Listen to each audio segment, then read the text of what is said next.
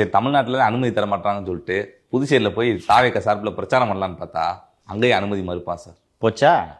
ஏன்பா அந்த ஆனந்த்ன்ற மனுஷன் ஒரு நாளைக்கு காலையில் ஒரு வாட்டி சாயங்காலம் ஒரு வாட்டி போய் அந்த டிஜிபி ஆஃபீஸ்லேயே குடியிருக்கிறாரு. நேற்று பத்தாததுக்கு நம்ம ஆதவண்ணனை வேற கூட்டிட்டு போனாங்க.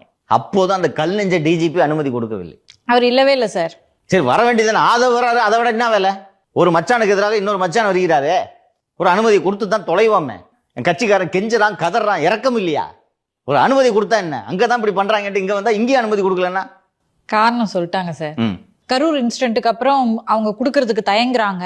தமிழகத்திலேயாவது ரோடுகள்லாம் ரொம்ப பிராடா இருக்கும், இங்க புதுச்சேரியை பொறுத்த வரைக்கும் ரொம்ப குறுகலான ரோடுகள் தான் இருக்கு, அது சிக்கலாக வாய்ப்பு இருக்கு அப்படின்னு சொல்றாங்க. அந்த ஊர் வந்து பிரெஞ்சு கட்டமைப்பில் கட்டப்பட்ட ஊர்.